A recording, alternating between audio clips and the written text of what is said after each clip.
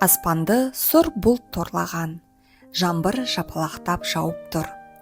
Университеттің алдына асыға жүгіріп келе жатқан бір жігітті байқадым. Шашы су болған, бірақ өзі мәз. Сол күні мен алғаш рет Нұржанды көрдім. Ол маған қолшатырсыз жүру еркіндіктің белгісіндей көрінді. Күлкісі ашық еді, көзі сенімді. Сол сәттен бастап мен оның жанынан табылуға, оның армандарына қанат болуға бекіндім. Біз екінші курста табыстық. Бірге кофе ішіп, түнгі кітапханаларда дайындалып, емтиханнан кейін көше бойымен ұзақ серуендейтінбіз. Сол кезде бақыт деген жүректің лүпілі мен қарапайым сәттердің сиқыры сияқты еді. Университет бітті, біз үйлендік. Үлкен той да болмады, қымбат көйлек те кимедім. Бірақ менің жанымда өмірімді бірге сүргім келетін ер азамат бар еді. Кішкентай жатақхананың бір бұрышында өміріміз басталды. Кешкісін екі шыны шәй ішіп отырып, болашақты бірге армандайтынбыз. Ару, бір күні бәрі өзгереді, үй аламыз, балаларымыз болады, мен сені ханшайымда етем, дейді Нұржан. Мен оған сендім, шын жүректен. Себебі мен сүйген адам арманшыл, әділетті, сенімді еді. Бірақ өмірдің бір бұрышында шындық күтіп тұрады.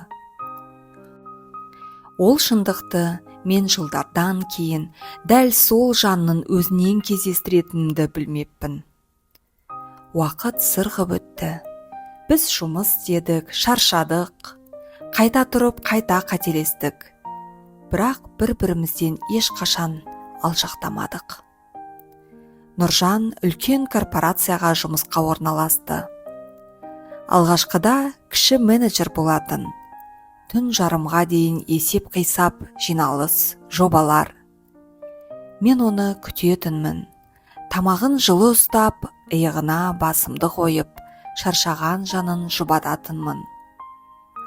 Бір күні жұмыстан келгенде маған қарап: «Ару, сен жұмыс істемей-ақ қойшы. Балаларға, өзіне қара. Сен менің жан тыныштығымсың. Мен бәрімізге жететін табыс тауып жүрмін», деді ол.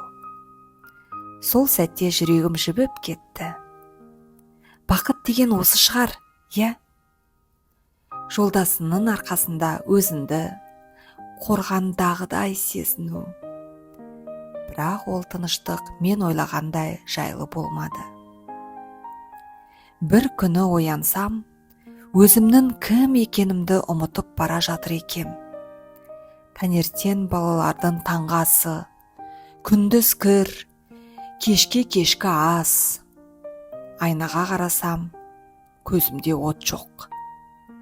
Әңгіме айтқым келеді, бірақ менімен бөлісетін ешкім жоқ. Ал Нұржан болса, өзгеріп бара жатты. Ол бұрынғыдай көзіне тіке қарамайды. Телефоны үнемі қолында. Кешкі асқа бірге отырмайды. Түнде теріс қарап ұйықтайды. Қалың қалай деп сұрасам: «Бәрі жақсы, жұмыстан шаршадым», деп қысқа ғана жауап береді. Мен үнсіз болдым, себебі оның көңілі менде жоқ екенін жүрегім сезіп жүреді. Бірақ әйел жүрегі кейде өз шындығына сенгісі келмейді ғой. Өз сезімін жоққа шығарып, «Бәлкім мен бос ойлап отырмын», дейді. Солай үнсіздікпен күндер өтті. Бір күні бәрі өзгерді, барлығы. Бір ғана хабарлама, бір ғана жалт еткен экран жарығы. Ол түн тым ерекше тыныш еді. Балалар ұйықтап қалған. Мен ыдысты жуып, ас үйдің жарығын өшіріп жатқанмын. Нұржан болса жуынатын бөлмеде. Телефоны үстел үстінде, дыбысы өшірілмеген. Жанынан өтіп бара жатқанда кенет экран жыпылық етті.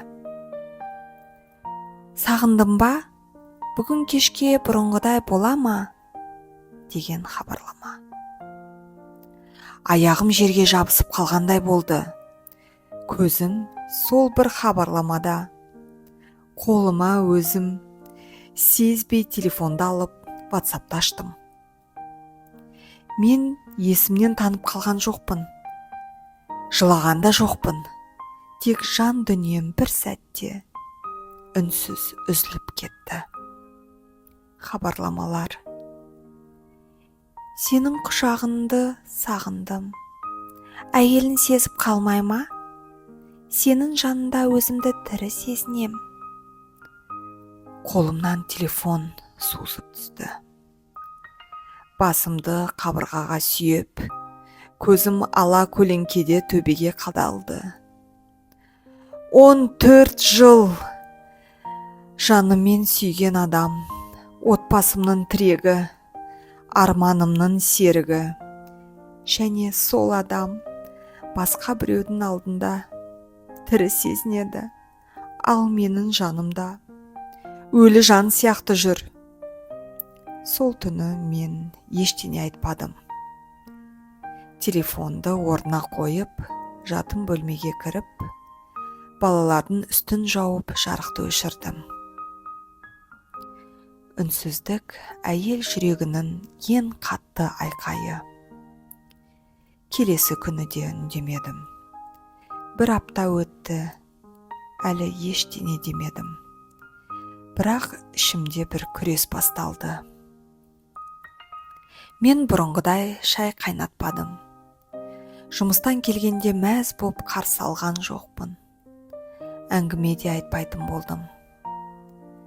Қарағым да келмейтін болды. Мен енді жай ғана көлеңке емес едім. Мен өз ішімдегі әйелді оянған жан едім. Ал бұл ояну Нұржан үшін үлкен құлдыраудың бастамасы еді. Уақыт баяу жылжып жатты. Аружан бұрынғыдай емес еді. Ол енді күйеуінің әр сөзіне жүгіріп жететін жұмсақ әйел емес. Жымиюы суық, көз қарасы терең, ал жүрегі ояу. Нұржан болса түсіне алмады. Бірдеңе болды ма? Неге үндемейсің? Деді бір кеште. Аружан басын изеді. Ештеңе болған жоқ. Бірақ ол жақсы білді. Әйелдің ештеңе емес деуі нағыз дауыл алдындағы тыныштық. Сол күндерде жұмыста да мазасыздық басталды. Бір жобада қателік кетіпті. Құжаттарда сәйкессіздік, кеңседегі атмосфера өзгерді. Бір күні компанияда ішкі аудит басталды. Нұржанның аты аталды. Біреу оны сатты. Өз әріптесі. Жақын болған жігіт. Түн ортасында үйге келіп, пальтосын шешпестен орындыққа отырды. Мені уақытша тоқтатты. Қызметім де, жалақым да тоқтап тұр. Аружан үндемеді. Ас үйден шыны шай алып келді де алдына қойды. Сен неге ештеңе айтпайсың? Сен бұрын мен үшін уайымдайтын едің, деп айқай салды ол. Аружан көзін тайдырмастан қарады. Мен саған бәрін бердім. Сен тұрған биікте менің үмітім де, сенімім де болды. Бірақ сен өзімен бірге мені алып шықпадың. Нұржан басын салбыратты. Ол алғаш рет өзін жалғыз сезінді. Бірақ жалғыз қалуының себебі өз әрекеті екенін енді түсіне бастады. Келесі аптада компания ресми шешім қабылдады. Нұржан жұмыстан босатылды. Жақын достар теріс айналды. Телефоны үнсіз қалды. Ал үйде тек тыныштық. балалардың күлкісі мен Аружанның сағатына қарап қойып шай ішу ғана. Ол алғаш рет Аружанға қарай отырып, өз сәтсіздігін айнадай анық көрді. Көктем келді, бірақ Аружанның жанында әлі де күз еді. Үйдің іші тыныш, Нұржан бұрынғыдай емес, ертеңгісін үнсіз шайын ішіп, кешке үндемей келеді. Бір күні кешкі ас кезінде үнсіздікті өзі бұзды. Ару. Ол үнсіз тыңдап отыр. Мен бәрін бүлдірдім. Үні дірілдеді. Сен мені сүйдің. Сен мен үшін өмірімді өзгерттің. Мені күттің, жанымнан табылдың. Бірақ мен... Ол басын төмен түсіріп, көзін сүртті. Мен бәрінен айырылдым. Жұмысымнан, достарымнан, атақ-даңқтан, енді сенен де айырылып қалам ба деп қорқам. Аружан баяу дем алды. Сен менен бұрнақ айырылдың, Нұржан. Ол селк ете түсті. Ол күні сенің телефоннан оқығанымда мен өзімді жердің түбіне түскендей сезіндім. Жаным шыққандай болды. Аз үнсіздік. Бірақ білесің бе, сол сәтте мен өзімді қайта таптым. Мен енді тек ана ғана емеспін, тек әйел де емеспін, мен тірі адаммын. Арманы, үні, өмірі бар әйелмін. Сенің кешірімін маған керек емес. Маған өзімнің кешірімім керек еді. Өзімді қайтадан бағалауым керек болды. Мен сені жек көрмеймін, тек... Ол орнынан тұрды. Мен енді өз өмірімді өзім құрамын.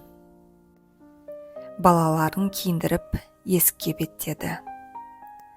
Нұржан орнынан тұрып, қайда барасыңдар?